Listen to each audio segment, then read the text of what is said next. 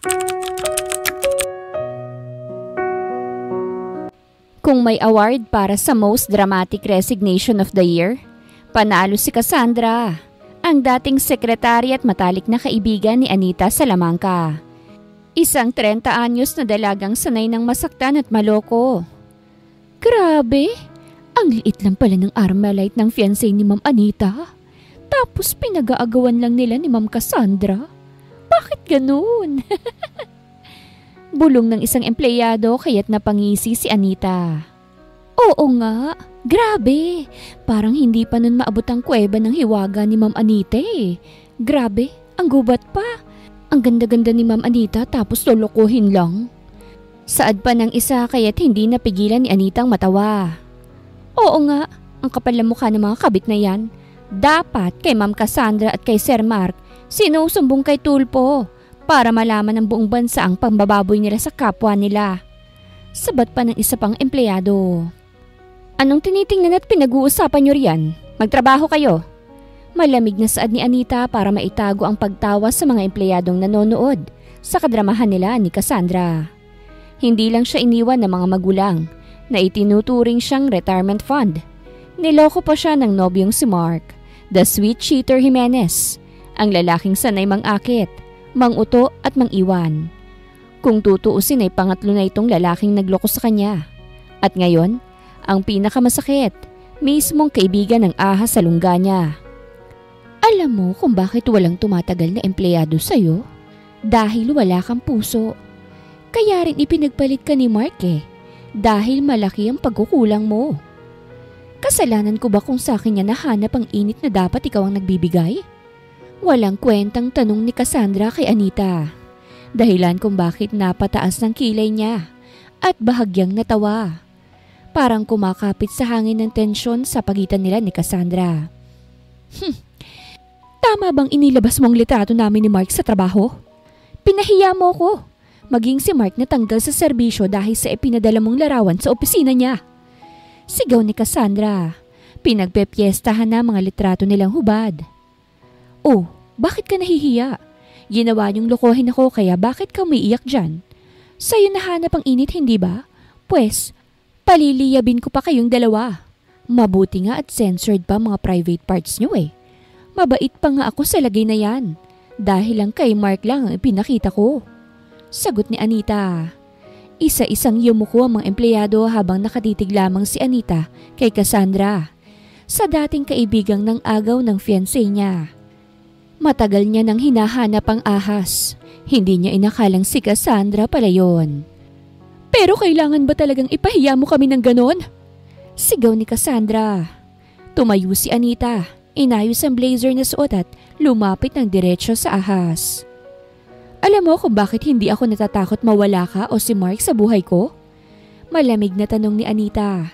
Idinikit ang mga daliri sa dibdib ni Cassandra at pilit pinapatatag ang sarili. Dahil ang taong marunong mang-agaw, marunong ding magdahilan. At wala akong panahon para sa mga palusot mo o ni Mark. Magsama kayong dalawa at sana nag-e-enjoy ka sa maliit niyang saging. Unggoy ka, parehas kayong walang silbi sa buhay. Kung hindi ko pa kayo nahuli, hindi ko pa malalaman na iniiputan niyo na ako sa ulo. Namula si Cassandra, pero si Anita, walang bakas ng awa sa kanyang mukha. Sa dami ng beses niyang niloko, para na siyang salamin na hindi tumatanggap ng basag. Natututo na lang paghilumin ng sugat na hatid ng panluloko sa kanya. Lumayas ka na rito, bago ko pa ipalabas ang skandal niyong dalawa ni Mark habang ginagawang kababuyan niyo. Sorry kayo, mali ang sinaktan niyong babae. Naiiyak na lamang sa sulok dahil niloko at magmamakaawa para hindi iwan. Hindi ako ganun, Cassandra. Ngumisi si Anita. Masakit ang panloloko ng mga ito. Subalit hindi niya ipakikita na apektado siya sa ginawa ng mga hayop. Madiin niyang hinawakan ng magkabilang pisngi nito. Gamit lang ang isang kamay niya at siniguradong mararamdaman nito ang tulis ng kanyang kuko. Tumanda na ako at kung meron mang uuwing luhaan dito, hindi ako yun. Kung hindi kayong dalawa ni Mark. Letrato pa lang yan ha. Huwag niyo akong inisin. dahil hindi lang yan ang kaya kong ilabas, Cassandra. Kung nais mong magsampa ng kaso sa akin, unahin mo na lang kayang tumakbo kay Tulfo dahil dyan sa pamamahiya ko. Hihintayin ko yun ha, kahit magsanib puwersa pa kayo ni Mark. Siguraduhin nyo lang na buong sambayanan ang manonood sa kadramahan na to para naman sumika tayong lahat. Mariing saad ni Anita at tinanggal ang engagement ring na ibinigay pa ni Mark sa kanya. Ibinito niya yon sa mukha ni Cassandra. O iyan, para naman hindi ka nalang pang side chick na lang. Alam ko namang ito ang nais mong isuot at angkinin eh. Isang mumurahing singsing para sa mumurahing kagaya mo? Nang lokohin niyo kong dalawa, pinutol mo na rin ang anumang ugnayan nating dalawa. Ang totoong kaibigan, hindi nananaksak sa likod ng itinuturing niyang kaibigan, Cassandra. Matapos kitang pulutin sa putik, nabihisan ka lang pero hindi pala naalis ang dumi mo. At sa unang pagkakataon, nakita ng lahat kung ano bang kayang gawin ng babaeng napurga na sa sakit. Kaaalis pa lamang ni Cassandra ay parang normal lang na bumalik sa trabaho si Anita. Faye, hanapan mo agad ako ng sekretarya. Ayoko nang tatanga-tanga sa trabaho. At katulad ni Cassandra, na isang ahas. Bilin ni Anita sa kanyang marketing manager. Kinabukasan, matapos ang eskandalo, hindi pa man natatapos ang usapan tungkol sa panloloko nila Cassandra at Mark at sa pinakalat niyang mga litrato ng kababuyan ng mga ito. Muli na namang nabuhay ang isyu noon na lahat ng lalaking dumadaan sa kanya ay niloloko lamang siya. Para bang sumpa na ang bawat lalaking minamahal niya. Ang bawat taong pinagkakatiwalaan niya at tinutulungang maabot ang mga pangarap ng mga ito ay siya ring sisira sa kanya. Wala nang bago. Malamig na bulong ni Anita sa sarili. Ngunit sa loob-loob niya, ramdam niyang unti-unti nang tumitigas at tumataas ang pader sa puso niya. Agad siyang nagpahanap ng bagong sekretarya. Hindi dahil kailangan niya ng tulong, kung hindi dahil gusto niyang patunayan na hindi siya matitinag ng kahit na sinong aalis. Nang dumating ang araw ng interview, handa na siya.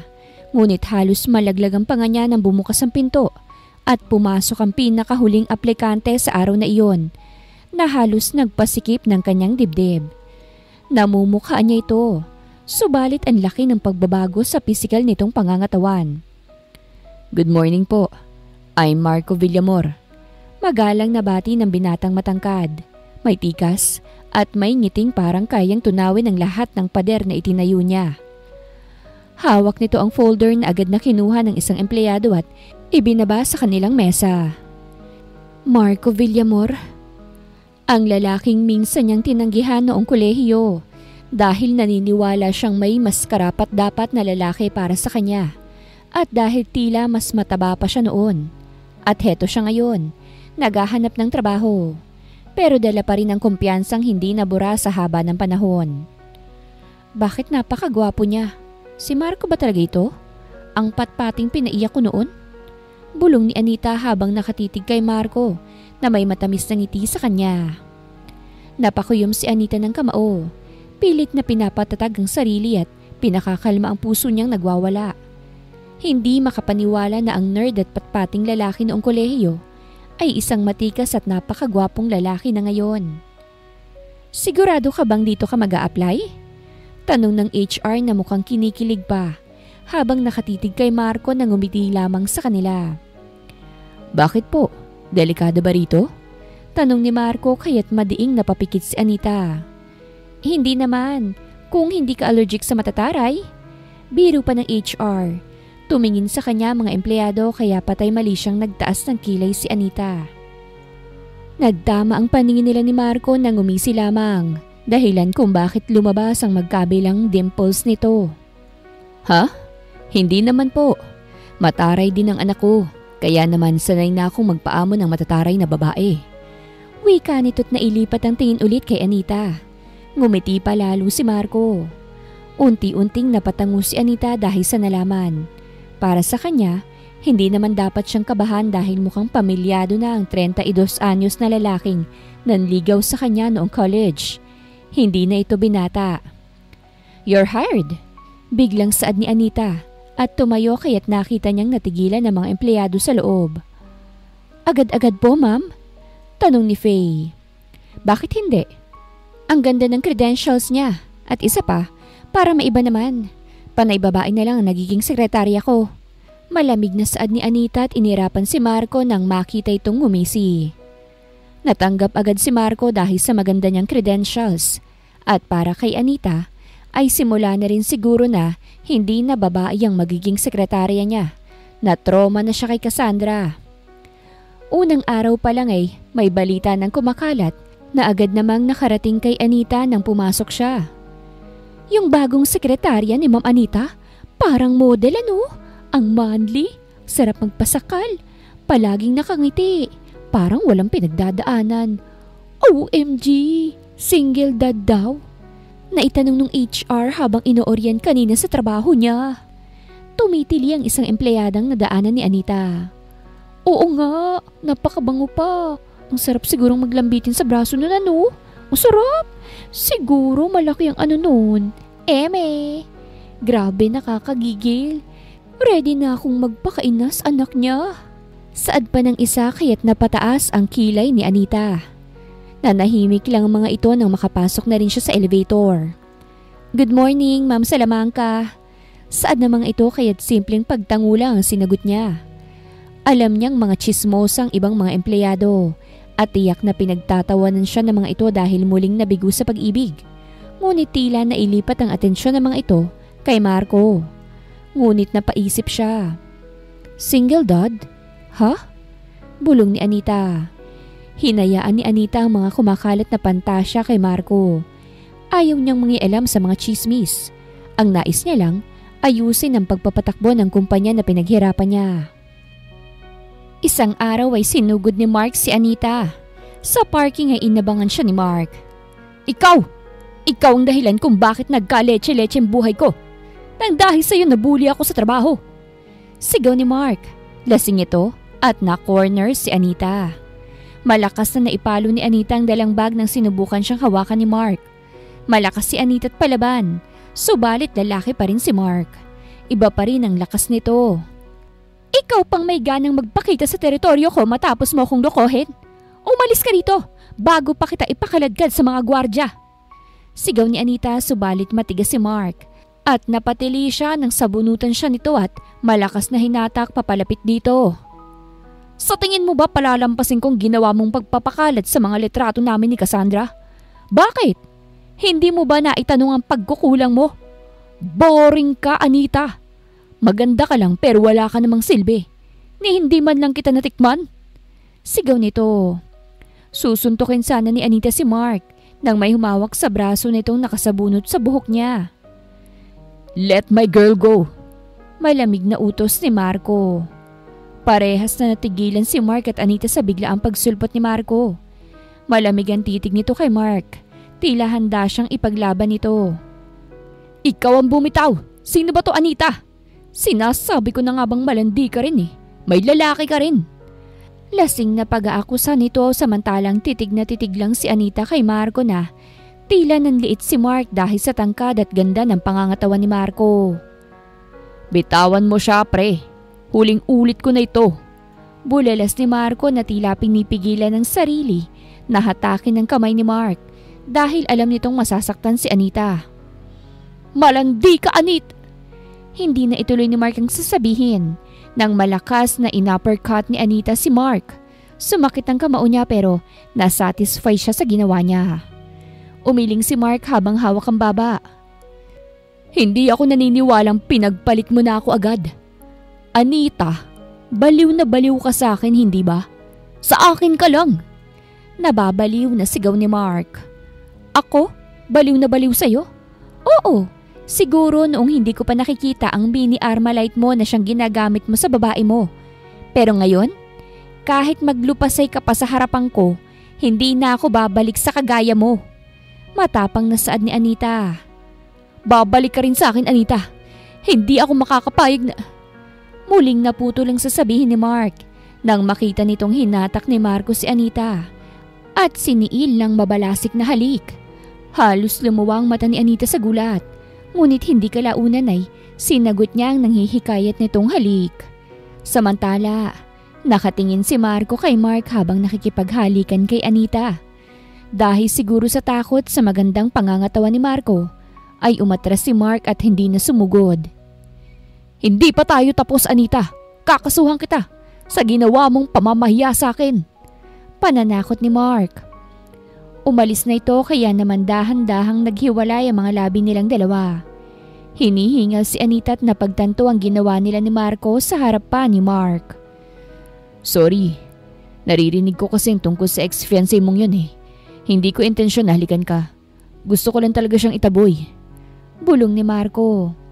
Sa susunod, huwag mo nang uulitin yon. Hinayaan ko lang dahil gusto ko rin itaboy si Mark. Bulong ni Anita at umiwas ng tingin.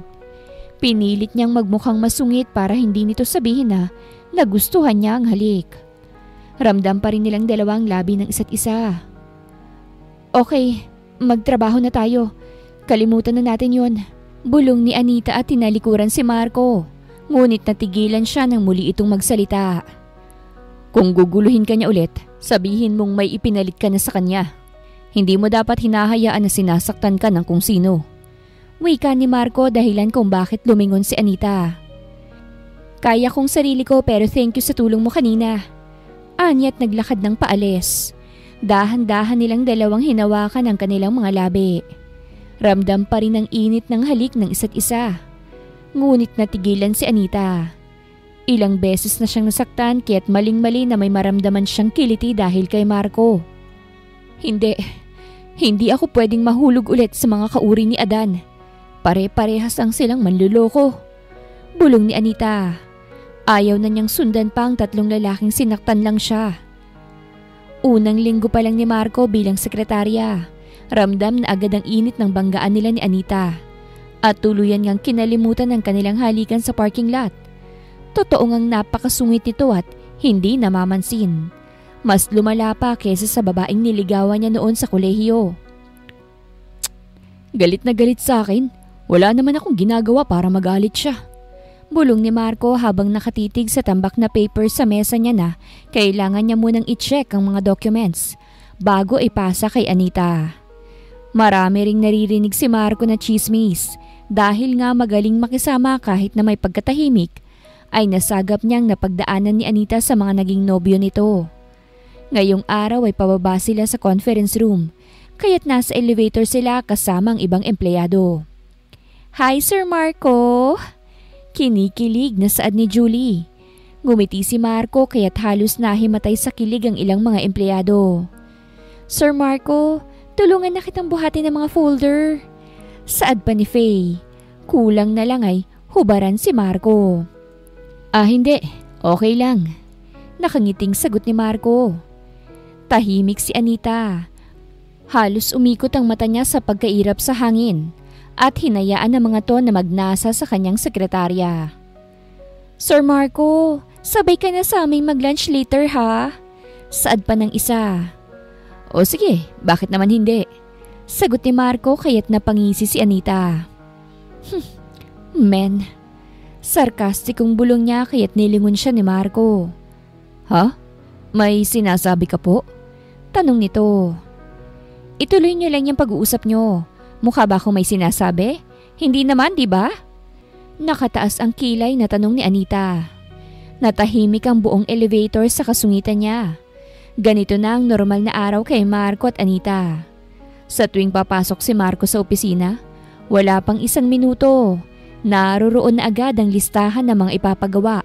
Mga memo, tawag, report, meeting schedules na parabang sinusubok ni Anita kung hanggang saan ang pasensya niya. Matapos ang conference meeting ay pinapalibutan na ng mga empleyado si Marco. Napaisip tuloy si Anita. Kaya ka siguro single dahil babaero ka. Patpatin. Hindi ka naman ganito kagwapo noon eh. Kaya nga rin kita binasted. Ngayon naman ini-enjoy mo ng atensyon ng mga babae sa paligid mo. Mga lalaki nga naman, ha? Umasim ang mukha ni Anita nang nakangising lumingon sa kanya si Marco. At kumaway pa. Kaya wala siyang nagawa kung hindi ang irapan to't iwan. Kinahapunan ay bad trip na Anita ang sumalubong kay Marco. Patpatin, hindi ko yan sinabing stapler mo. I-clip lang para madaling paghiwalayin. Bakit bang tigas ng ulo mo? Mariing tanong ni Anita. Hindi man lang lumilingon sa binata habang nagtatype sa laptop. At hindi rin napansin na tinawag niya ito sa palagi niyang pangaasar dito noong kolehiyo pa lamang sila. Napakamot ng batok si Marco at ngumiti ng tipid. Pasensya na, Ma'am Taba. Akala ko kasi magandang tingnan kung maayos na naka-stapler. Natigilan si Anita dahil tinawag din siya ni Marco na Taba. Tila bumalik sa pagiging kolehiyo kahit malaki nang ipinagbago ng katawan nila. Sexy na si Anita at Marco ngayon. Parehas nang naaalagaan ng mga katawan. Akala mo lang, sa opisina ko, hindi pwede ang akala lang. Facts lang. Dapat magtatanong ka. Tumayo si Anita at inabot ang papel. Halos idampi sa dibdib ni Marco kaya't naramdaman niya kung gaano katigas ang dibdib ng binata. Next time, gamitin mo yung utak mo. Hindi puro charm lang. Malakas ka lang sa mga babae rito kasi hindi nila alam na napakapayat mo noon. Pero sa trabaho, pumapalpak ka. Hindi nakasagot agad si Marco. Ngumiti lang ito na parabang inaasar pa siya. Parang sanay nakasungitan niya. Ang init ng dugo mo sa akin, Taba ah. Bulalas ni Marco kaya't masamang tumingin si Anita sa kanya. At bakit hindi patpatin? Wala kang ibang ginawa kung hindi ang makipaglandian dyan sa labas. Tapos, gagawa ka ng kapalpakan sa trabaho rito sa akin. Ang alam mo lang, ngisihan at magpakyut sa labas, Marco. Wika ni Anita. Hindi niya alam kung bakit naiinis siya rito at sa mga babaeng nilalandi nito. High blood ka na naman sa akin agad, Ma'am Salamanca. Kung tutuusin, ako nga dapat ang magalit sa'yo eh. Like, oo, dapat ako talagang magtampo sa'yo. Natatawang biro nito. At bakit ka naman magagalit sa akin, Aber? Ako ang nagpapasahod sa'yo. Pinapagalitan kita kasi sa kapalpakan mo. Aba, problema mo na yun kung magagalit ka sa akin, tama? Nakakunot ang noong tanong ni Anita. Dapat akong magalit sa'yo kasi, you know, dahil binasted mo ko noon sa college. Gandang-ganda ka kasi sa sarili mo, kaya't ayaw mo sa pangit na ako noon. Tas yung napili mo namang lalaki, niloko ka lang. Sakit, di ba? Kaya minsan, totoo yung sinabi ni Andrew eh. Humanap ka ng pangit at ibigin mong tunay. Kaso, paano ba yun? Hindi na ako pangit ngayon eh. Sayang naman. Pagpaparinig ni Marco kaya't natigilan si Anita. Hindi ka pa nakaka-move on doon? Patpatin? Masama pa rin ang loob mo kasi hindi kita pinili. Malamang, napakatorpe mo noon. O ano, tama ako, di ba? Natatawang tanong ni Anita at hindi pinapahalata ang kaba sa kanyang dibdib. Ewan ba niya pero tila hinahatak siya ng karisma ni Marco. Samantalang nagkibit balikat si Marco at nginisihan lang siya. Ewan ko, mukha namang nakamove on ka na. Nakangising saad ni Marco at bumalik na sa pagtatrabaho. Kinagabihan, habang nag-aayos si Marco ng mesa, nakatingin lang si Anita mula sa malayo. Nag-overtime sila dahil sa dami ng orders. Sa unang pagkakataon, hindi niya napigilang mapansin ang pagiging kalmado nito. Kung papaanong kahit masama ang ugali ni Anita, ay nagagawa nitong ngumiti at makipag-asaran pa sa kanya. Hindi ka pa ba uuwi? Tanong ni Anita. Nanlalamig ang tono. Baka naghihintay yung anak mo sa'yo. Hindi pa, Ma'am Taba. Tulog na yun ng mga ganitong oras. Mauna ka na pong umuwi. May assignment pa ako eh. Sa anak ko. Sagot ni Marco sabay kindat. Mas demanding pa yun kaysa sa'yo. Pero at least, sweet siya pagkatapos akong sungitan. Nagpiprint pa ako ng mga project niya para makatipid ako sa bond paper at ink sa bahay. Natawa si Marco dahil doon. Sa totoo lang, ay may pinag-iipunan siya. Yun ay ang pagpapagamot sa anak niyang si Mika. Kailangan itong maoperahan. Sa ilalim ito sa orthopedic surgery upang makalakad ito ng maayos at maiayos sa mga buto nito. Nasaan ang nanay nun? Alam na kasi ng lahat dito na single parent ka. So, nasaan ang nanay ng anak mo? Biglaan at malamig na tanong ni Anita habang nakasandal sa pinto ng opisina at nakatitig na kay Marco. Napangisi ngunit napatigil si Marco sa ginagawa. Hindi niya agad sinagot si Anita. Bahagyang ngumiti pa ang binata pero may halong pang-uuyam. Ikaw tsismosa ka rin pala eh. Hindi ko akalain na sumasagap ka rin ng chismis dito sa opisina, taba. Biro ni Marco pero hindi naaalis ang ngisi sa labi ni Anita na may pagdududa sa kanya. Huwag mong sabihing ikaw na ngayon ang manluloko, patpatin. Niloko mo yun Para kang magnet ng mga kababaihan eh. Hindi na ako magugulat kung kaliwat kanan ng pambababae mo noon. At siguro hanggang ngayon nga. Ganyan naman kayo mga lalaki. Biro ni Anita. Subalit ang pait na sinabi niya ay tila bigat na iniwan ni Mark at Cassandra sa kanya. Naglamat na talaga sa kanya ang kababuyan ng dalawa. Napahagalpak ng tawa si Marco. Kapag ba sinabi kong kabaliktaran nun ang nangyari ay maniniwala ka ba, taba? Tanong ni Marco habang inaayos ang papel na kakaprint lang. Ako ang niloko, katulad mo. Natigilan si Anita. Hindi niya inaasahang ganun kabilis at ganun kadiretsa ang sagot ni Marco. Hindi ako manluloko kagaya ng mga naging lalaki mo na naririnig kong chismis sa buong building tungkol sa'yo. Hindi ako ganun. Hindi ako nagsasayang ng pagmamahal na ibinibigay sa akin, Anita. Dagdag pa ni Marco na may pilit na tawa pero hindi maitatago ang pait sa tono. Wow! Napaka-honest mo naman. Sarkastikong sagot ni Anita. So pinaikot ka? Nilimas ang ipon mo tapos niloko ka, ganon? Napakagatlabi si Marco at tumango. Actually, oo. Hindi lang nilimas. Pati tiwala ako sa sarili, dinala rin. Noong naskam ang business na napundar ko dahil sa pagtatrabaho, nagka-leche-leche ang buhay namin. Pati anak ko, muntik ko pang hindi makuha sa kustodiya. Buti na lang akong nanalo. Bulong ni Marco kaya't natigilan si Anita. Tahimik siya. Hindi niya inaasahan na ang dating nerd na binasted niya ay dumaan pala sa ganong klaseng impyerno. Katulad niya ay napana rin ito ni Cupido at napaglaruan ng isang manloloko. Tila unti-unting nababawasan ang panlalamig sa puso niya habang pinakikinggan si Marco. Kaya ka nagpagwapo, ganun ba yon? Nagpaganda ka ng pangangatawan para balikan ka niya? Tanong ni Anita. Iba rin kasi ang magagawa kapag broken-hearted ang isang taong nagmamahal. Gwapo na ako noong naging kami ni Maricel, no? Noong binasted mo ko nun sa college, akala ko end of the world na. Pero totoo pala yung sinasabi nila na pag na-reject ka ng taong gustong gusto mo, minsan doon ka pa mas gaganahang ayusin ang sarili mo para sa susunod na magpapansin ka, mapapansin ka na. Tumatawang sabi ni Marco habang sinisiksik sa envelope ang mga bond paper. Ganun na nga ang nangyari sa akin. Naging gym rat, aral ng bagong skills. Inayos kong sarili ko.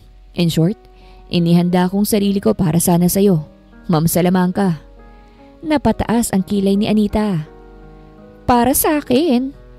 Kunwari hindi makapaniwala si Anita. Pero nagtataka siya kung bakit may paru-parong kumiliti sa kanyang tiyan. So, ako palang motivation mo kaya't gumanda ang katawan mo? Tumawa si Marco pero may halong lungkot. Partly, oo.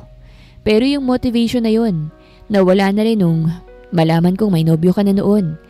At napagtanto ko na kaya hindi mo ko sinagot kasi pangot pa ako noon, taba. Patpatin pa na kapag sinuntok mo lilipad sa malayo. Kaya pinili ko nilang maging ghost. Hindi na ako nagpakita sa'yo. Ayoko ring maging third party kagaya ng iba. Natigilan si Anita. Sa unang pagkakataon, parang may kakaibang lungkot siyang naramdaman. Yung klase ng lungkot na hindi mo maipaliwanag kung bakit ka apektado sa kwento ng isang taong matagal mo nang tinabla at kinalimutan. Then, dumating si Maricel. Charming, sweet. Yung tipong ibubuhos ko sa kanya yung pagmamahal na hindi mo nasuklian. Ganun. Akala ko siya na.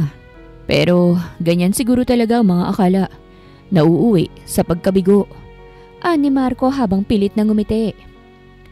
Kaya pala may trust issues ka rin. Sagot ni Anita. Mas banayad na ngayon ang boses. Kaya pala may galit ka sa mundo. Ganting banat ni Marco. Ngumiti pero hindi mapanukso. Tumahimik silang dalawa. Tila parehong napagod sa bigat ng kani-kanilang mga kwento. Hanggang sa muling nagsalita si Anita. At ngayon, sekretary ka ulit. Hindi ba parang backward step sa'yo yun? From CEO ng pausbong na negosyo to sekretary? Tanong niya. Umiling si Marco. Hindi to step backwards, taba. Survival step to. Hindi ako namimili ng trabaho. Basta't maibigay ko lang kay Mika yung gamot niya. Makaipon sa pagpapa-opera niya. May pang-therapy siya at pangangailangan niya sa eskwelahan. Yung tuition niya. Yung buhay na deserve niya. Ako? Anytime pwede akong sumagal ulit para maibangon ng nascam kong negosyo. Pero si Mika, hindi po pwedeng isugal ang kalusugan niya.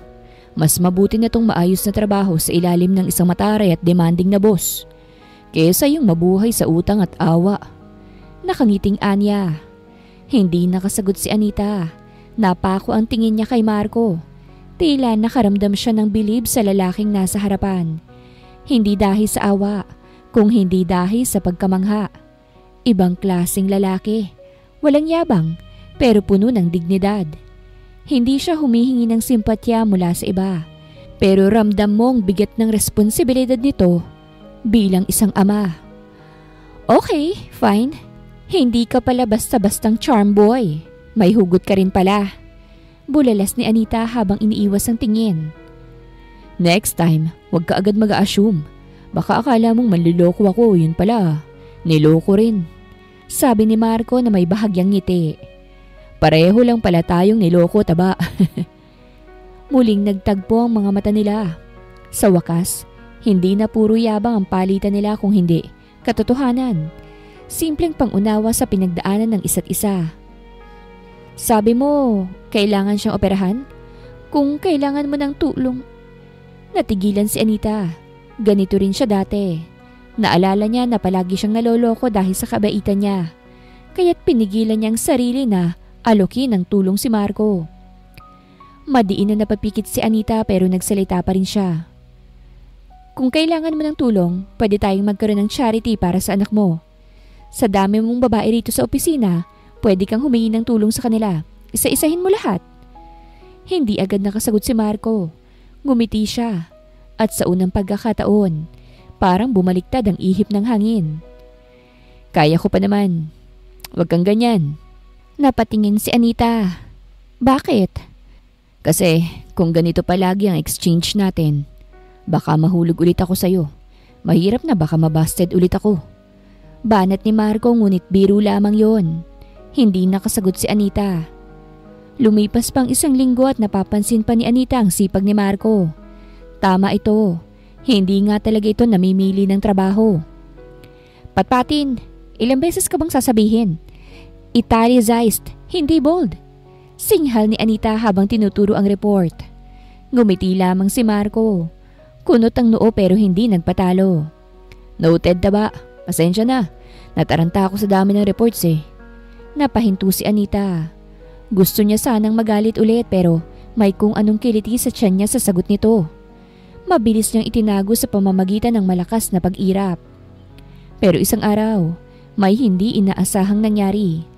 Habang abala sa meeting, pumasok si Marco dalang isang batang babae na mga nasa 7 taong gulang. Mahigpit ang kapit kay Marco. Halatang may iniindang ang sakit. Sorry, taba. Mahinahong wika ni Marco. Bakas ang kaba sa mukha. Nagkasakit yung yaya niya eh. Wala akong choice kung hindi isama siya. Hindi rin kasi siya makakakilos ng maayos dahil sa sakit niya. Hirap siyang maglakad eh. Napatingin si Anita sa bata. Mahaba ang pilik mata. Singkit ang mga mata. At may ngiti na parang walang bigat sa mundo. Napalunok siya. Hindi niya maalala ang huling beses na may inosenteng ngumiti sa kanya ng ganon. Kung gusto mo, palabasin mo na lang yan. Bawal ang bata rito, Marco. Nasa memo natin yan. Malamig niyang sabi. Ma'am, ngumiti si Marco sabay haplos sa buhok ng anak. Tahimik to, promise. Mas mabait pa sa'yo. Behave to lagi kapag may work ako. Hindi mo siya mararamdaman, promise yan. Sa unang pagkakataon, hindi niya alam kung paano siya lalaban. Hindi sa utos, hindi sa salita, kung hindi sa kakaibang presensya ni Marco at ng anak nito na unti-unting nagpapalambot sa pader na matagal niyang itinayo. Mula nang maisama ni Marco ang anak niya sa opisina, may kung anong nagbago kay Anita. Hindi man niya aminin, nahuhuli niyang nakangiti siya habang pinagmamasdan ng mag-ama. Mabuti siyang ama, kitang-kita ko yon. Mahinang saad ni Anita. Nang utusan niya si Marco ay naiwan sila ni Mika. Hi, Ma'am Anita! Nakangiting bati ni Mika kaya naman napangiti siya. Ginulo niya ang buhok ni Mika. Hi, okay ka naman ba? Komportable ka ba rito? Tanong niya.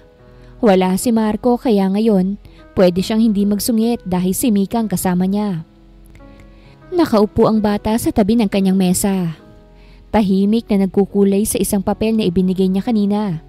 Sa kabila ng kalagayan nito, hindi maipagkakaila ang sigla ng bata sa bawat pagngiti at pagkukwento sa kanya. At habang pinagmamasdan niya ito, may malamig ngunit pamilyar na pakiramdam na gumapang sa dibdib niya. Parang hinahaplos ang isang lumang sugat na akala niya tuluyan nang nagsara.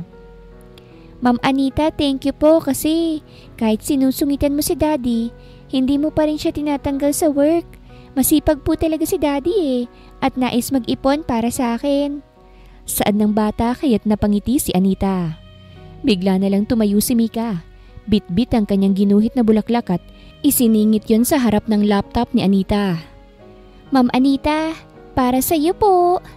Masiglang sabi ni Mika. Napakurap si Anita. Ha? Para saan to? Wala lang po, kasi ang ganda ng ngiti mo kanina Tapos, gusto ko lang po kayong pasayahin. Sagot ng bata sabay yakap sa kanyang bewang. Hindi agad nakagalaw si Anita. Hindi siya sanay sa ganitong lambing, lalo na't mula sa isang musmos. Pakiramdam niya may gumuhit na init sa paligid at napagtanto niyang matagal-tagal na rin pala simula nang may yumakap sa kanya ng ganito. Walang hinihinging kapalit, walang halong interes. Napahigpit siya ng bahagya sa yakap. Pilit niyang nilabanan ng nangingilid na luha. Salamat, Mika. Mahinang sabi niya. Ang bait mo naman. Umupo muli si Mika sa silya. Masayang ipinagpapatuloy ang pagkukulay habang panakanakay kumakanta sa sarili.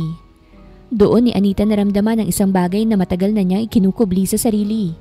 Yun ay ang pangarap na matagal nang itinatago, ang magkaroon ng anak. Hindi niya ito sinasabi kanina man, pero hindi niya itinuloy. Hindi niya pinursige. Dahil natakot siya. Paano na lang ako kapag tumanda na? Bulong ni Anita sa sarili. 30 na siya subalit sinarado na ang puso sa pagmamahal. Hindi naging mabuti ang kanyang mga magulang. Laging sigawan, laging sumbatan. At ang inaasahang pag-aaruga ay napalitan ng takot. Paano kung magaya ako sa mga magulang ko? Paano kung masaktan ko lang ang magiging mga anak ko? Paano kung hindi ko kayang magmahal ng sapat? Kaya't inuna niya ang trabaho, ang career, ang mga bagay na kaya niyang kontrolin. Hindi ang puso, hindi ang pagiging ina. Pero ngayong narito si Mika, isang batang hindi kanya pero tila alam ang pintig ng damdamin niya. Para bang may butil ng liwanag na pumapasok muli sa mundong matagal nang nakakulob sa dilim. Bumalik si Marco makalipas lang ang ilang minuto. May dalang kape. Napansin niyang tahimik si Anita. Taba, okay ka lang? Tanong niya sabay abot ng kape nito kay Anita. Tumingin si Anita kay Marco saglit na tumigil bago ngumiti. Okay lang, Marco. Siguro? Tanong niya. Medyo mahinahon ang tono. Taba? Tanong pa ni Marco.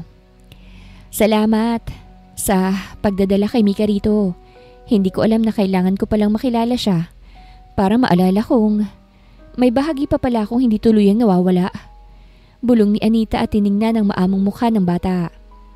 Hindi agad nakasagot si Marco, pero kita sa mata niyang nauunawaan niya ito. Baka hindi pa huli ang lahat, taba? Sabi ni Marco. Minsan, may ibang paraan ng buhay na pagtuturo sa atin kung papaanong magmahal ulit. Napatingin si Anita kay Mika na ngayon ay nakangiti. May bahid ng kulay ang pisngit daliri, para bang pintura ng bagong simula. Ngumiti si Anita. Hindi bilang isang boss. Hindi bilang mataray na babae sa opisina. Ngumiti siya bilang isang taong muling pinapaalalahanang may karapatan pa rin siyang magmahal at mahalin. Mas dadalasan kong dalhin dito si Mika para kahit papano mabawasan ang kasungitan mo. Pagpapagaan ng loob ni Marco. Kumabog ang dibdib niya lalo nang ngumiti si Anita. Tila nakita niya ang babaeng unang inibig. Napakaganda. Bulong ni Marco habang nakatitig kay Anita. Isang gabi, parehas silang nag-overtime sa trabaho. Malakas ang ulan. Nakita niyang nag-aalala na si Marco na hindi makakauwi dahil sa lakas ng ulan. Nang nasa huling papeles na si Anita, ay tinutulungan na siya ni Marco. Para bang may umigting na kuryente sa pagitan nila nang magtama ang balat nilang dalawa. Hindi na yata tayo makakauwi. Saad ni Marco dahil sa lakas ng ulan at tiyak din ng ibang ruta ay bahana sa Metro Manila. Nitong mga nagdaang araw ay natatakot na si Marco sa nararamdaman. Tila bumabalik ang init at pagmamahal na akala niya na wala na nang makilala niyang ina ni Mika. Humigpit ang hawak ni Anita sa ballpen pero hindi na siya nakapagsalita nang bahagyang dumikit si Marco para kunin ang dokumentong nasa gilid niya. Naamoy niya ang pabango nito, malinis, mainit, at nakakayanig ng tuhod. Sorry, saad ni Marco nang magtama ang balat nilang dalawa dahil parehas sanang kukunin ang isang ballpen.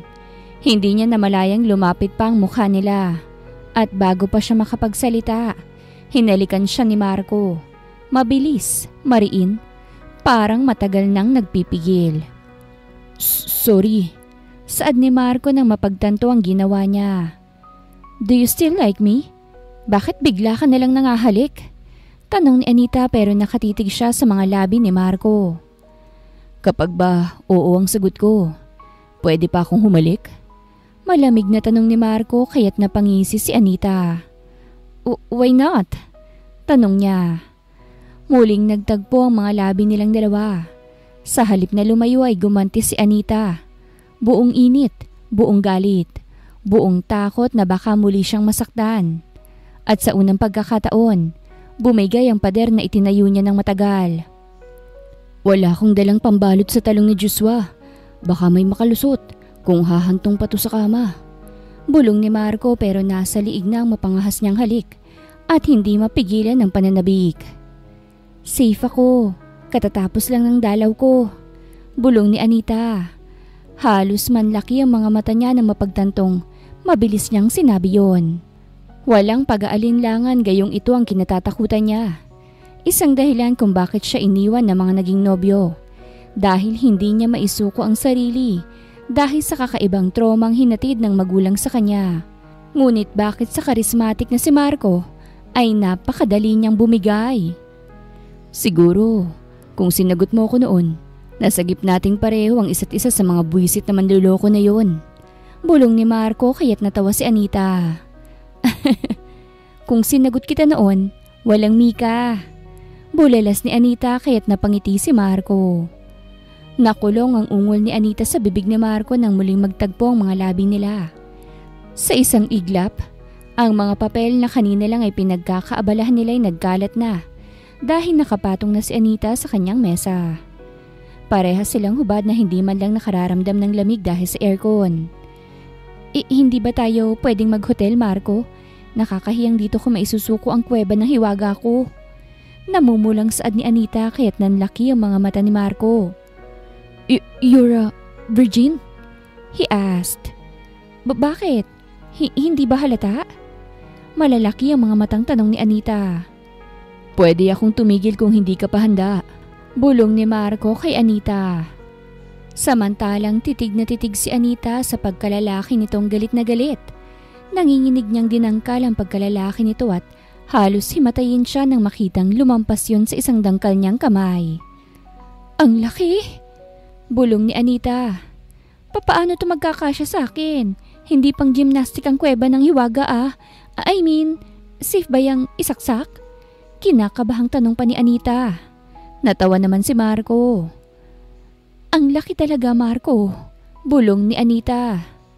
Pero pinagpalit pa rin ako. Biro ni Marco bago dahang-dahang pinaglaruan ni Anita ang talong ni Joshua. I'll be gentle, I promise. Saad ni Marco kaya't wala nang nagawa si Anita nang tuluyan ng pinasok ng talong ni Joshua ang kanyang kuweba ng hiwaga. Halos mapasigaw siya sa sakit subalit hinalikan siyang muli ni Marco upang doon maibaling ang atensyon nito. Napasok na. Bulong ni Marco kaya't namula si Anita. O edi, welcome sa kuweba. Bulong ni Anita at sobrang pulang-pula. Hindi maunawaan ni Anita kung bakit bumigay siya kay Marco na kung tutuusin ay hindi niya pa tuluyang nakikita at hindi niya nobyo. Samantalang ito ang hindi nakuha ng mga nagdaang lalaki sa buhay niya. Nakakatawang sa nerd na binasted niya noong college ang maswerteng mabubukas ng kanyang kuweba. Nagpatuloy ang gabi sa pagitan ng mga halik at paghaplos hanggang sa mapunta sila sa kama sa mismong bahay ni Anita.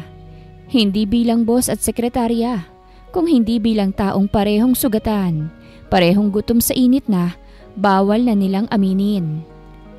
Pagkatapos, habang parehong hingal at nakahiga, unang nagsalita si Anita.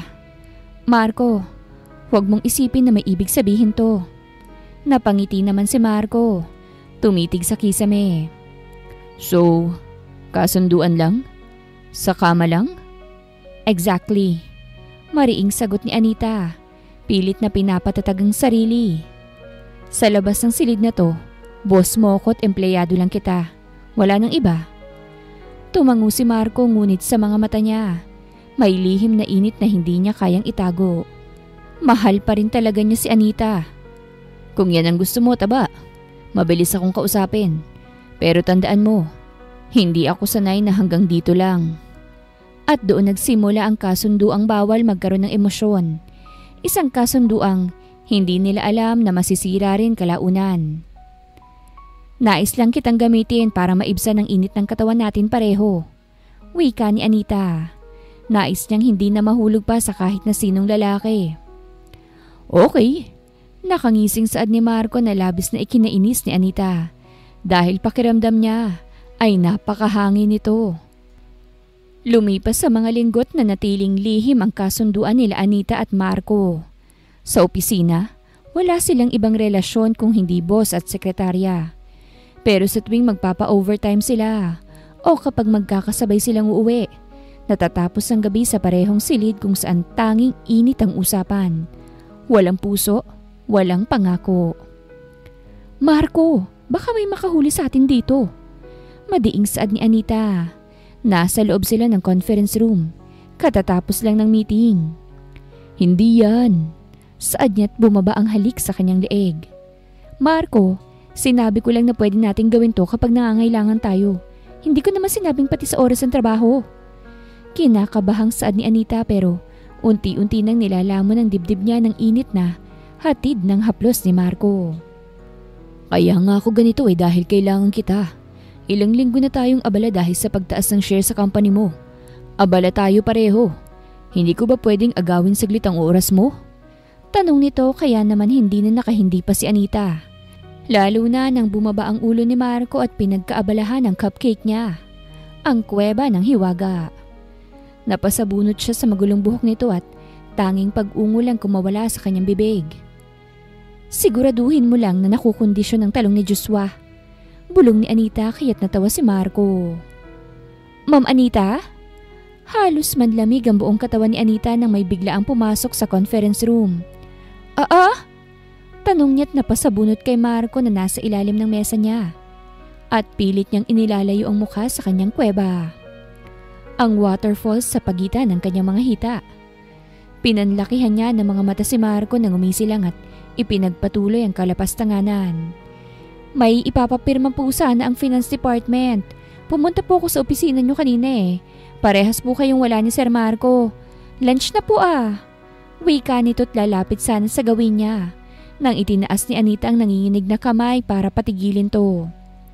Makikita kasi nito si Marco na nauna ng magtanghalian at pinapapak siya ng buhay kapag lalapit ito sa pwesto niya. Wait!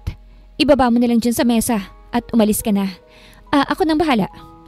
Pinagpapawisan niyang sabi at madiin na napapikit. nang maging mapangahas si Marco sa ilalim ng lamesa. "Ma'am, ayos ka lang po ba? Pinagpapawisan ka." Saad pa ng empleyado. Tumango si Anita at pinipigilan ng mapaungol ng malakas dahil sa ginagawa ni Marco. Yes. Mag-lunch ka na. Ako nang bahala sa paperworks na dinala mo." Kinakabahang saad ni Anita at tahimik na sinusuklay gamit ang nanginginig niyang kamay ang lapastangang nakaluhod upang paligayahin siya ngayon. Nagtataka namang umalis ang empleyado kaya't masamang tumingin si Anita kay Marco na ngumisi lamang. "Buwisit ka talaga kahit kailan. Manyakis." Saad ni Anita. "Alam ko namang gusto mo naman." Saad naman ni Marco. Nauwi sa pagkakarate sa conference room ang dalawang taong tila hindi na makahindi sa isa't isa. Tumagal pa ang pagsasama nila't napapansinan ng mga empleyado ang tinginan ng dalawa na may halong lagkit. Mas pinapatatag pa ni Anita ang sarili tuwing nakikita niya si Marco na nakikipagbiruan sa anak nito. Paulit-ulit niyang pinapaalala sa sarili na huwag kang mahuhulog. Hindi ikaw ang pipiliin ni Marco sa huli. Lagi at lagi ang ina ng anak niya. Tangi ang init lang ng katawan ng isang namamagitan sa inyo.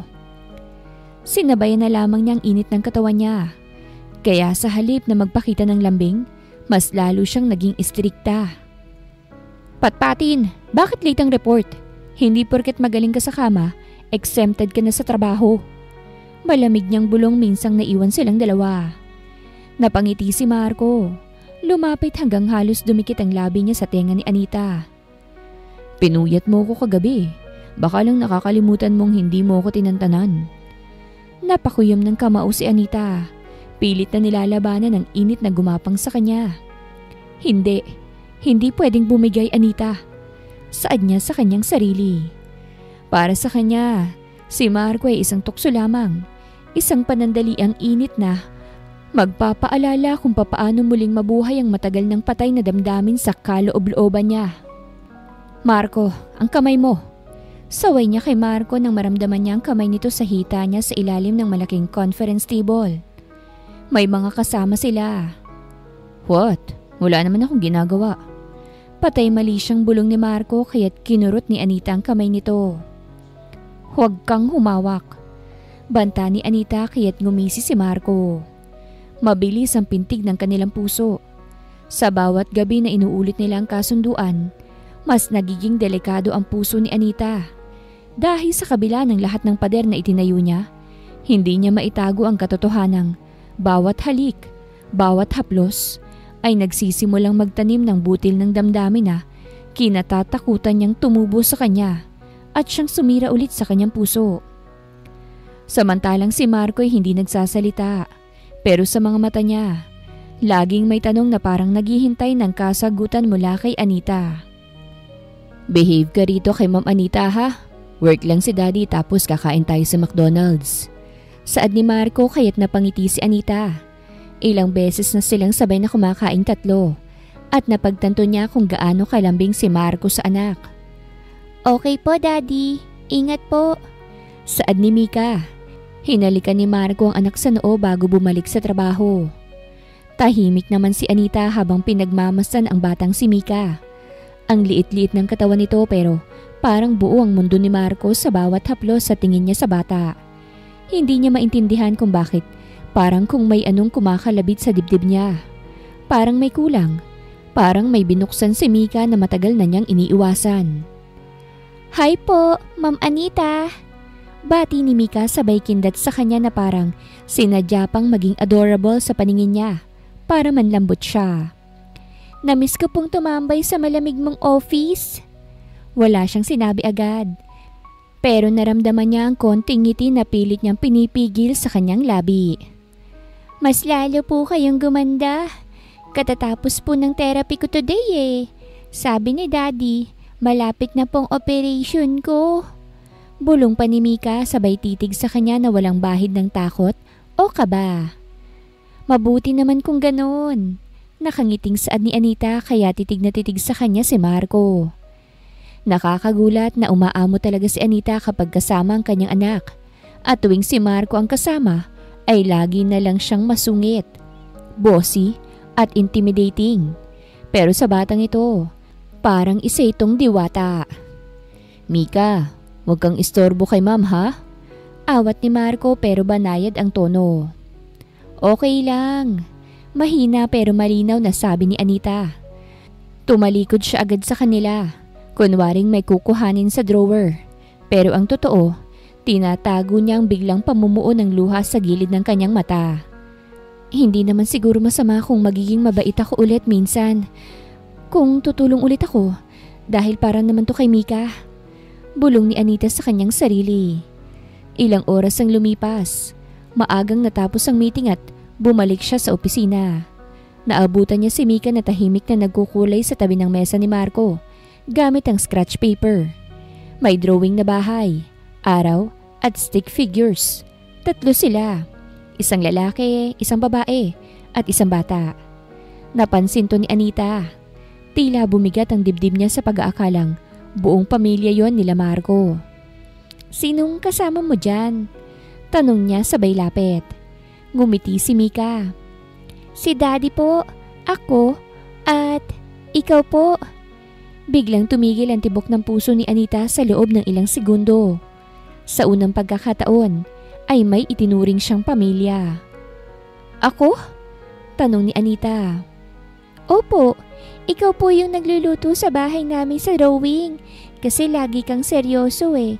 Pero sabi ni Daddy, mabait ka raw kapag kinikiliti niya. Bakit ka po kinikiliti ni Daddy? Nagpe-play ba kayong dalawa? Tsaka, simula po nung nag-work siya rito, hindi na nalulungkot ng Daddy ko. Kaya gustong gusto ko po rito, Ma'am Anita. Sabi ni Daddy, malaki na raw ang naipon niya at konting panahon na lang po at matutuloy ng operation ko. Kaya kailangan ko raw magpalakas." Nakangiting sabi ni Mika.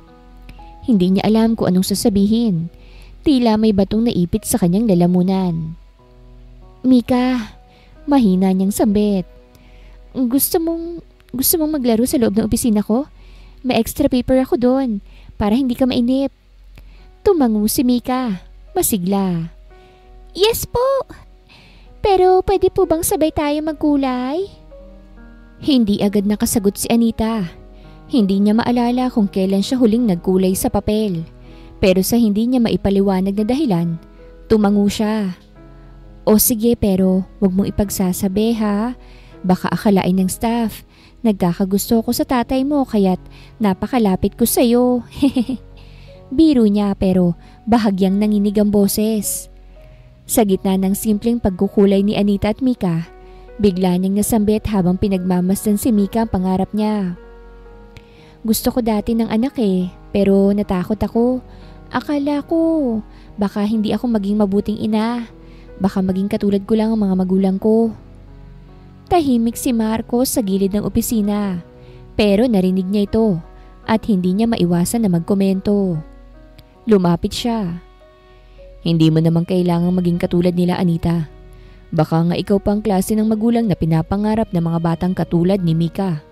Yung tipong kayang itaya ang puso para protektahan ang mahal niya." Napangiti si Anita kay Marco. Wala na ang dating bara-bara na sekretarya. Sa harap niya ay isang lalaking sugatan pero buong-buo na. Isang lalaking natuto mula sa pagkakabigo. At isang ama na handang gawin ang lahat para sa anak. At sa unang pagkakataon, hindi na siya nagtago sa likod ng kanyang masungit na aura. Ngumiti siya. "Alam mo, Marco, baka nga hindi lang yung batang binabago mo." Bulong niya. Nagkatinginan sila. Hindi bilang boss at sekretarya. Hindi bilang magkaaway sa nakaraan. Kung hindi bilang dalawang taong muling natutong makaramdam. At habang pinanonood nila si Mika na masaya sa kanyang coloring book, parehas nilang naisip na marahil may pangalawang pagkakataon nga. Hindi lang sa pag-ibig, kung hindi sa buhay mismo. Tahimik ang gabi sa opisina. Ang mga ilaw ay malumanay na sumasayaw sa kisame. Habang si Mika, mahimbing na natutulog sa maliit na sofa na inilagay ni Marco sa sulok ng opisina para dito. Nakauna nito sa maliit na backpack at yakap-yakap ang isang plushie na halatang hindi na bago. Pero mahal na mahal pa rin ito. Napakakalmado niya. Nakangiting sabi ni Anita. Gustong gusto nga rito eh. Ini-spoiled mo kasi. Wika ni Marco. Nakaupo si Anita sa mesa niya. Kunot noo. Hawak ang isang dokumentong may mga detalyeng medikal. Kanina pa siya balisa. Bawat salitang nababasa niya tungkol sa kondisyon ni Mika ay parang kutsilyong tumatarak sa dibdib niya. Diagnosis, surgery, therapy, maintenance meds. Kung hindi pa kita pinilit na ipakita sa akin ang diagnosis ni Mika, hindi ka pa magsasabi sa akin. Mataray na saad ni Anita. Ang alam niya lang talaga ay may sakit to. Pero never namang nanghingi ng tulong si Marco na tila ba sinasarili ang problema. Napabuntong hininga siya at saka tumayo. Nilapitan niya si Marco at abalang-abala sa pagsagot ng mga emails. Marco, mahinang tawag niya. Tinignan siya ng lalaki. Bahagyang napakunot ang noo. Yung gamutan ni Mika, ako nang bahala. Sagot ko ng lahat. Natahimik si Marco. Walang isinagot sa sinabi ni Anita. Nakatingin lang ito sa kanya. Parang hindi makapaniwala sa narinig. Inulit ni Anita. Mas malinaw. Seryoso ako. Ako nang sagot sa gastusin ng gamutan ni Mika. Huwag ka nang mahiya. Napaangat ang kilay ni Marco. Tahimik pa rin siya. Tila nag-aalangan. Parang may gustong sabihin pero pinipigilan. Napakunot ang noon ni Anita. Ano? Ayaw mo ba? O tingin mo may kapalit to? Wala, huwag ka na mag-alala. Yung naipon mo, ilaan mo na lang para maitayo ang negosyong nais mo. Tumayo si Marco. Kaya naman ayaw niyang manghingi ng tulong mula kay Anita. Ay ayaw niyang babatuhin siya ng mapanghusga na pineperahan at ginagamit lang si Anita katulad ng mga nagdaan nitong pag-ibig. Dahan-dahan ang galaw niya. Parang may bigat ang bawat hakbang ni Marco. Lumapit siya kay Anita at sa pagitan nilang dalawa ay tila may hangin na biglang lumamig sa paligid nilang dalawa. Taba, anya sa mababang tinig. Kung may kapalit man yan. Huminto siya sa pagsasalita, pero ang titig niya ay diretsyo sa mga mata ni Anita. Baka ang iniisip kong kapalit ang ayaw mong marinig. Saad ni Marco. Napasinghap si Anita.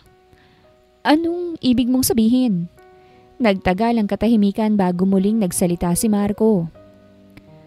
Kung tutulong ka sa gamutan ng anak ko, handa rin akong ibigay ang katawan ko sa iyo. Kung yun ang gusto mong kapalit. Ayokong magkaroon ng utang na loob o masumbatan na ginamit lang kita para sa pansarili kong kapakanan. Kaya kung nais mong gamitin ako, papayag ako. Seryoso na si Marco ngayon lalo pat tinawag na siya nito sa kanyang pangalan. Biglang bumigat ang paligid. Parang may humigop ng lahat ng hangin sa silid. Napaatras si Anita hindi dahil sa galit, kung hindi dahil sa gulat. Hindi niya alam kung maiinis siya, masasaktan o maaawa. Maraming emosyon ang naguunahan sa dibdib niya. Pero parang walang salitang lumalabas sa kanyang bibig. Sa dami ng lalaking nanloko sa akin noon, Marco. Mahinang sabi ni Anita. Pilit pinipigilan ang panginginig ng tinig. Ngayon lang ako inalok ng katawan bilang kapalit ng tulong. Kahit na ilang beses mo nang nakuhang katawan ko. Alam mo ba kung gaano kapangit pakinggan yan? Hindi umiwas ng tingin si Marco. Hindi rin siya nagmakaawa.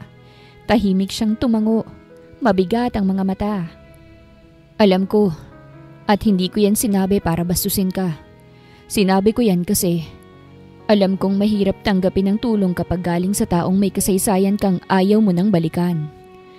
Ipapaalala ko lang sa'yo. Pwede kang mahulog kasi sasaluhin naman kita. Saad ni Marco kaya't natawa si Anita. Ilang lalaki nang nagsabi noon pero bandang huli ay ibang babae pa rin ang pinili ng mga ito. Huwag kang magsalita ng tapos. Ginagawa ko to hindi para maitali ka sa akin dahil alam ko namang hindi mangyayari yun. Dahil tiyak na ang ina pa rin ni Mika ang nais mo. Nais nyo ng buong pamilya. Yan naman talagang totoo eh. Huwag kang mag-alala. Hindi ako hihiling ng kung ano pa mang kapalit, maliban sa ino-offer mo. Malamig na sabi ni Anita. Napabuntong hininga naman si Marco. Hanggang ngayon, nasasaktan ka pa rin sa ginawa ni Mark na yun? Bulong ni Marco. Natawa lang si Anita lalo. Akala ko ba may dignidad ka? Mahina pero matalim na tanong ni Anita. Yan bang ibig mong sabihin noon? Na hindi ito step backwards kundi survival step? Ibebenta mong sarili mo sa babaeng binasted ka noon? Natahimik ulit si Marco. Pero sa mga mata niya, hindi ito ang mukha ng isang lalaking kaya siyang bastusin, katulad ng mga lalaking dumaan sa buhay niya. Kung hindi isang lalaking desperado, naubos, nasaktan, at ngayoy handa nang ibigay ang lahat, kahit ang sarili para lang sa ikabubuti ng anak. Hindi ko inaalok yon dahil sa utang na loob. Inaalok ko yon dahil ikaw lang ang tumulong sa amin, Anita. At kung itong kaya kong ibalik, ibibigay ko. Kahit mawalan ako ng respeto sa sarili, basta wag lang mawalan si Mika ng pag-asa na gagaling siya. At ano man ang masama kung i-offer ko ang sarili ko sa'yo. Wala naman tayong tinatapakang tao. Gusto naman kita kahit anong masama ron. Tanong ni Marco. Halos manlamig ang buong katawan ni Anita sa pinagtapat ni Marco. Gusto mo ko? Imposible yan. Natatawang anya pero napabuntong hininga na lamang si Marco. Naupo si Anita. Tila nabaliktad ang mundo niya. Hindi ito ang klase ng lalaking inakala niyang muli niyang makakaharap. Hindi ito ang nerd na binasted niya noon. Hindi rin ito ang tipikal na lalaking nagpapalakas ng katawan para lang magpa-impress. At hindi ito mukhang ginagamit lang siya para sa pansariling kapakanan na labis sa kinakatakot ni Anita. Ito'y isang ama, isang taong handang mawala ang sarili para lamang sa anak. Hindi niya namamalayang tumutulo na pala ang luha niya. Hindi yan ang gusto kong kapalit, Marco. Hindi ang pagkagusto mo sa akin na posibleng huwad din naman. Bulong niya. Hindi kita tinutulungan para gamitin ka at ang katawan mo. Ginagawa ko to dahil sa bata. Dahil kay Mika. At ikaw naman ang nag-offer ng sarili mo sa akin. Hanggang kailan? O sige, payag ako. Yak naman na kapag nagsawa ka na rin, aalis ka't pipili ng iba. Malamig na saad ni Anita. Tumingin sa kanya si Marco. May luhang pilit ding nilulunok. Ayoko ng kapalit, Marco. Pero kung totoo man na nahulog ka ulit sa akin. Nag-angat siya ng tingin. Mahina ang ngiti pero matalim ang mensahe. Siguraduhin mo lang na hindi lang dahil may kailangan ka. Natigilan si Marco. Tumingin siya kay Mika. Nakasalukuyang tulog pa rin. Payapa. Hindi taba. Sagot niya. Kung mahuhulog man ako ulit, sana yun na yung pagkakataon na hindi mo na ako babaste rin. Matapang ding saad ni Marco. Makalipas ang ilang linggo, tahimik na nagpatuloy ang takbo ng buhay sa opisina. Hindi man ito pinapahalata ng dalawa ngunit halata sa mga kilos nila Anita at Marco ang unti-unting paglapit ng damdamin nila. Sa bawat sabayang pagkain, sa tahimik na pagkukulay nila ni Mika tuwing hapon, sa mga lihim na titig na parang may gustong sabihin, naramdaman ni Anita ang pag-iba ng ihip ng hangin. Grabe sila, Ma'am, ano? Bagong boylet na naman? Sana hindi nalokohin si Ma'am. Tingin ko hindi naman siya katulad ni Sir Mark. Wika ni Faye kahit namula si Anita. Magandang araw mga viewers! Ang kwentong ito ay hatid ng Love Series TV. Salamat sa pakikinig! Laman na sila ng chismis sa buong opisina. At sa gitna ng lahat ng ito, unti-unti na ring lumalambot ang puso ni Anita. Si Marco, sa kabilang banday hindi rin nagtago ng nararamdaman. Sa halip, tuluyan na siyang nanligaw. Sa simpleng paghatid sundo, pagbili ng paboritong kape ni Anita tuwing umaga, at sa mga post-it na iniiwan sa mesa nito. Kaya mo yan, Ma'am Taba. P.S. Ang ganda mo sa suot mo ngayon. Huhubarin ko na lang yan mamaya ah. Halos namutla si Anita sa sulat ni Marco. Napakalandi naman talaga. Bulong niya sabay sumilay ang ngiti sa labi ni Anita. Sa isang tahimik na hapon, habang pinanonood nila si Mika na naglalaro sa playground ng ospital, biglang nagtanong si Marco. Kung sakali bang manligaw ako ng todo-todo, may pag-asa ba ako? Ngumiti si Anita pero agad din yung pinawi. Huwag mo na akong lokohin, Marco. Hindi naman ako nagbibiro, saad ni Marco. Hanggang sa naramdaman nila ang pagdating ng isang presensyang Matagal nang hindi nagpaparamdam. Marco? Mahinang saad ni Maricel. Tumigil ang lahat. Parang may humigop ng hangin sa buong silid. Si Maricel, ang ina ni Mika. Ang matagal na hindi nagparamdam ay nakatayo sa may pintuan. May daladalang laruan at isang supot ng prutas. Maayos ang bihis nito. Maganda pa rin. At may ngiting puno ng kumpiyansa. Tumakbo si Mika sa kanya. Mami! Nagyakapan ng dalawa. Saglit na natahimik ang buong palaruan. Bumigat ang loob ni Anita. Oo nga pala, hindi siya ang ina ni Mika. Kahit pa mahalin niya ng lubos ang bata. Pagkatapos ng masayang bati ni Mika, lumapit si Maricel kay Marco at tinapik ang balikat nito. Walang pasintabi, hinalikan sa labi. Lalabas na muna ako. Saad ni Anita. Parang binuhusan ng malamig na tubig ang buong katawan niya. Ang sakit ay hindi lang basta kirot, kung hindi parang matagal nang iniiwasan na bangungot na muling bumalik. Ngumiti si Maricel kay Anita. Para bang may pinapahiwatig. Pasensya na, ma'am. Matagal na rin akong hindi nakakita ng mag-ama ko eh. Kaya gusto kong bumawi. Nakangisi nitong sabi kaya naman nakita niyang nalungkot si Mika at tumabi kay Anita. Mami, siya po si Mama Anita.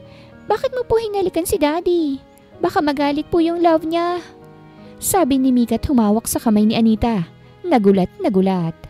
Maging si Marco rin na kanina'y nabigla ngunit ngayon ay nakakunot na ang noo. Walang sinabi si Anita. Umiwas ng tingin. Nagmadaling lumabas ng playground para bigyan ng oras ang tunay na magkakapamilya. Sa hallway ng ospital, tahimik lang si Anita. Doon niya tuluyang pinakawala ng lahat ng emosyon. Pumatak ang mga luhat hindi niya na kayang pigilan pa. Masakit, hindi dahil hinalikan si Marco ng dati nitong karelasyon, kung hindi dahil sa hindi niya maikakailang mahal niya ito. At ngayon, baka huli ng lahat. Anita! Habol ni Marco. Hinawakan siya sa braso. Bitawan mo na ako. Bakit mo iniwan ng mag-ina mo sa loob? Mahinang tugon ni Anita. Hindi mo ba ako papakinggan? Tanong ni Marco. Hingal na hingal. Hindi ko alam na hahalikan niya ako. Nabigla ako sa pagdating niya. Hindi ko yun ginusto. Marco, hindi mo naman kailangang magpaliwanag eh. Bumalik na siya. Si Maricel. Ina siya ni Mika at nandyan siya para sa anak mo. Wala akong karapatan sa inyong dalawa. At higit sa lahat, hindi ko siya kayang tapatan. Kahit na kailan. Saad ni Anita at sinubukan ng ngitian si Marco. Tahimik lamang si Marco, pero hindi niya binitawan si Anita. Sa halip, marahan siyang lumapit. Hinawakan ang mukha nito at pinahid ang luha. Hindi mo namang kailangang tapatan si Maricel. Hindi ko hinihiling na ganun ang gawin mo.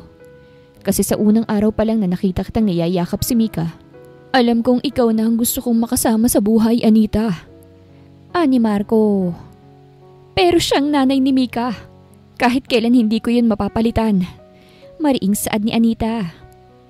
Siya ang biological na ina. Oo, pero ikaw ang narito. Ikaw ang dahilan kung bakit siya naoperahan. Ikaw ang nagbigay kulay sa coloring book niya. Ikaw ang tumulong sa amin. Hindi dahil kailangan namin kung hindi dahil gusto mo lang tumulong. At wala kang hinihiling na kapalit kahit kailan. Saad ni Marco. Marco, bulong ni Anita. Nakita mo lang yung halik pero hindi mo nakita yung mga pagkakataon na iniiwasan ko siya. Na sinabi kong may mahal na akong iba. Na hindi ko siya papabalikin sa buhay ko. Ilang beses na siyang nagpumilit makipagbalikan pero simula nang mapagtanto kong mahal kita. Hindi ako sumagot kahit sa isang mensahe niya sa akin. Kasi ikaw ang pinili ko, taba. Madamdaming saad ni Marco. Napahikbi naman si Anita. Hindi makapaniwala na sa pang-apat niyang pag-ibig ay may pag-asang hindi na siya mabigupang muli. Ilang araw ang lumipas. Umuwi na si Maricel. Sinusubukan nitong makipagbalikan kay Marco. Pero huli na ang lahat. Tahimik ngunit buo ang desisyon ni Marco na huwag nang hayaang mawasak muli ang bagong buo niyang mundo. Kasama si Mika at si Anita. Matagumpay ang operasyon ni Mika. Malapit na rin tong pumasok sa eskwela. At si Anita ang pumili mismo ng mga school supplies nito. Magaan nang isang gabi sa opisina. Anong ginagawa mo dyan? Tanong ni Marco habang hawak ang gitara. Wala. Nag-iisip lang kung kailan ka susuko. Nakangiting sagot ni Anita. Hindi ko balak na sumuko. Sagot ni Marco. Paano kung hindi talaga kita mahal? Biro ni Anita pero may halong takot ang boses. O edi, manliligaw ulit ako. Araw-araw, paulit-ulit. Hanggang hindi mo na kayang hindi mahalin. Sabi ni Marco sabay tungo sa harap niya. Lumuhod duwat, iniabot ang kamay ni Anita. Hindi ko man maibibigay sa iyong perpektong pamilya, pero kaya ko namang ibigay ang totoo kong sarili. Isang lalaking handang matuto, masaktan, at magmahal ng buo. Para sa iyo, Anita. Madamdaming saad ni Marco. Dahang-dahang ipinakita ni Anita ang pregnancy test kay Marco. Sa tingin ko, bago mo ipatayo ang negosyo mo, kailangan mo munang planuhin kung paano mo ko idadala sa simbahan para pakasalan. Emosyonal na saad ni Anita, kaya't halos malaglag naman ang puso ni Marco. Wala akong singsing pero... Nagulat si Anita nang kumuha ng permanenteng pentel pen si Marco at nagdrawing ng singsing sa palasingsingan niya. Will you marry me? Okay na muna yan. Babawi ako, pangako. Natawa naman ng malakas si Anita. Anita, mahal na mahal kita. Umiiyak na saad ni Marco at niyakap siya ng mahigpit. Sa wakas, tinanggap ni Anita ang nararamdaman niya. Hindi ito nangyari sa isang halik. Hindi naman sa isang yakap, kung hindi sa mga araw na lumipas. Sa mga sandaling nakita niyang si Marco ay hindi lang lalaking binasted niya noon, kung hindi ang lalaking pinangarap niya kahit ayaw man niyang aminin. At habang naglalakad silang tatlo, si Marco, si Mika at si Anita na nagdadalang tao na, sa isang park kung saan nagpipiknik sila sa ilalim ng araw. Alam ni Anita sa puso niya na ito na yon. Hindi perpekto pero totoo. At sapat na yon para sa isang bagong simula. Wakas.